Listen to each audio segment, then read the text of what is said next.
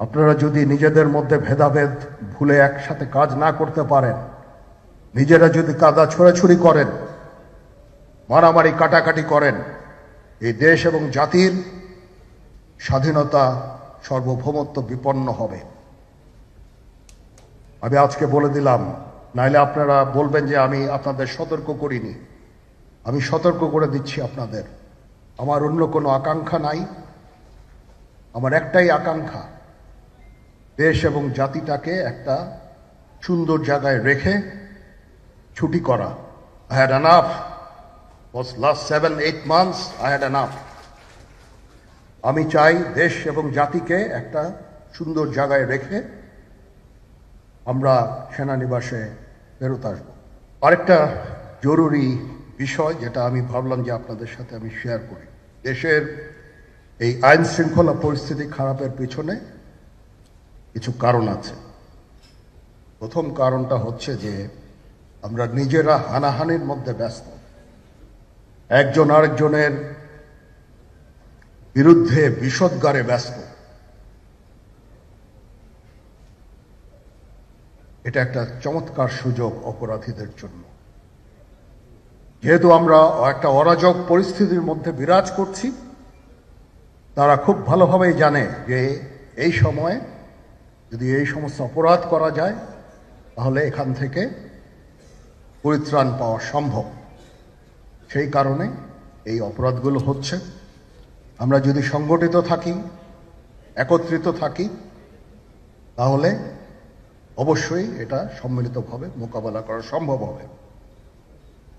Police, RAB, BGB, DGFI, NSI এগুলো দেশের জন্য অত্যন্ত গুরুত্বপূর্ণ কাজ করেছে অতীতে। খারাপ কাজের সাথে অসংখ্য ভালো কাজ করেছে। আজকে যে দেশের স্থিতিশীলতা, দেশটাকে যে এত বছর স্থিতিশীল রাখা হয়েছে, এটার কারণ হচ্ছে এই সশস্ত্র বাহিনীর বহু সেনা সদস্য, সিভিলিয়ান সবাই মিলে এই অর্গানাইজেশনগুলোকে, অসামরিক সামরিক সবাই মিলে এই অর্গানাইজেশনগুলোকে এফেক্টিভ রেখেছে। সেই জন্য আজকে সুন্দর, এতদিন ধরে আমরা একটা সুন্দর পরিবেশ পেয়েছি। এর মধ্যে যারা কাজ করেছে, যদি অপরাধ করে থাকে সেটার শাস্তি হবে, অবশ্যই শাস্তি হতে হবে। না হলে এই জিনিস আবার ঘটবে। আমরা সেটাকে বন্ধ করতে চাই চিরতরে, কিন্তু তার আগে মনে রাখতে হবে আমরা এমনভাবে কাজটা করব এই সমস্ত অর্গানাইজেশনগুলো যেন আন্ডারমাইন না হয়। আজকে পুলিশ সদস্য কাজ করছে না, এটা বিশাল বড় কারণ হচ্ছে অনেকের বিরুদ্ধে মামলা, অনেকে জেলে। RAB, BGB, DGFI, NSI panicked. বিভিন্ন দোষারোপ, খুন ইত্যাদি তদন্ত চলছে। অবশ্যই তদন্ত হবে, দোষীদের বিচারের আওতায় আনতে হবে। এমনভাবে কাজটা করতে হবে যেন এই অর্গানাইজেশনগুলো আন্ডারমাইন না হয়। এই অর্গানাইজেশনগুলোকে যদি আন্ডারমাইন করে আপনারা মনে করেন যে দেশের শান্তি শৃঙ্খলা বিরাজ করবে, সবাই শান্তিতে থাকবেন, এটা হবে না, সেটা সম্ভব না। আমি আপনাদের পরিষ্কার করে বলে দিচ্ছি, এই দেশের শান্তি শৃঙ্খলা রক্ষার দায়িত্ব খালি সেনাবাহিনীর না।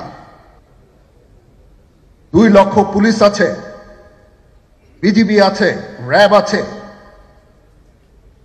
আনসার বিডিপি আছে, আমার আছে হচ্ছে 30,000 সৈন্য।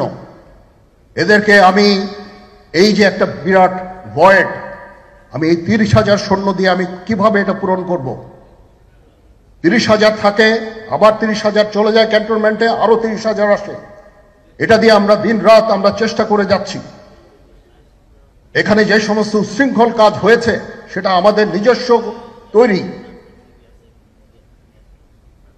এটা আমাদের নিজস্ব ম্যানুফ্যাকচার, আমরা নিজস্ব এইগুলো তৈরি করেছি।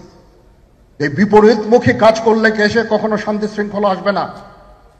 এই জিনিসটা আপনাদের মনে রাখতে হবে।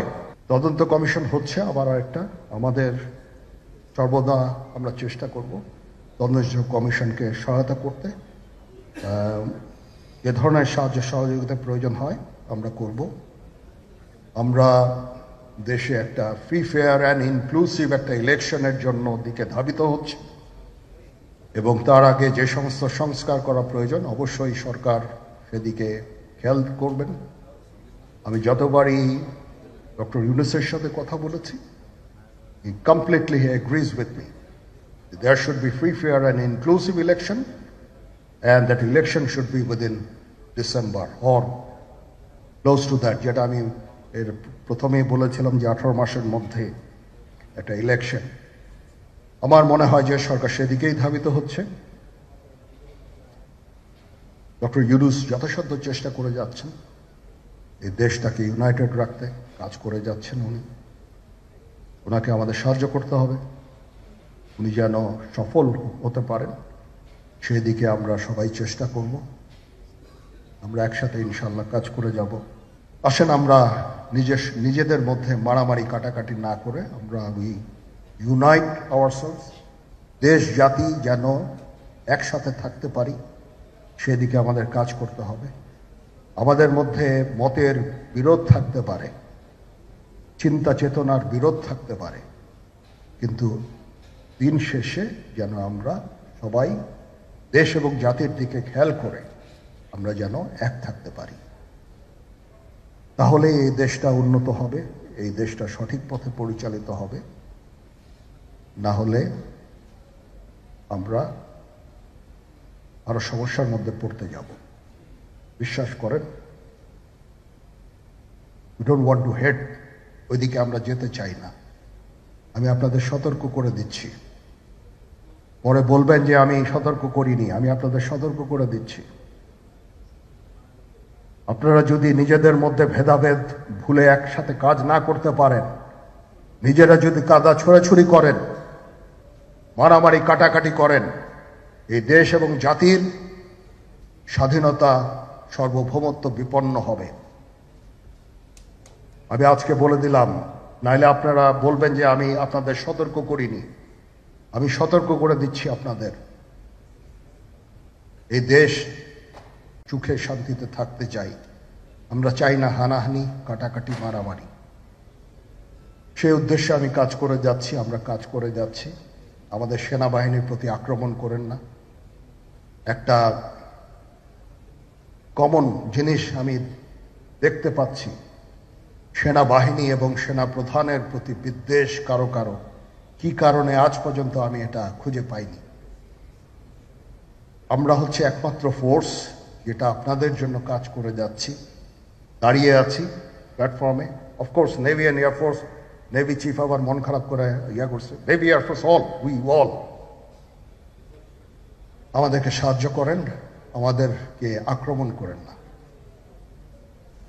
আমাদেরকে অনুপ্রাণিত করেন, আমাদেরকে উপদেশ দেন।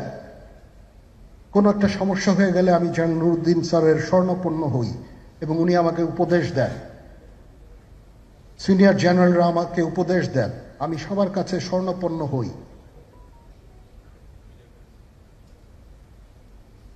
আমাদের প্রতি আক্রমণ করেন না, উপদেশ দেন। আমরা অবশ্যই ভালো উপদেশ গ্রহণ করব। আমরা একসাথে থাকতে চাই এবং দেশ এবং জাতিকে এগিয়ে নিয়ে যেতে চাই।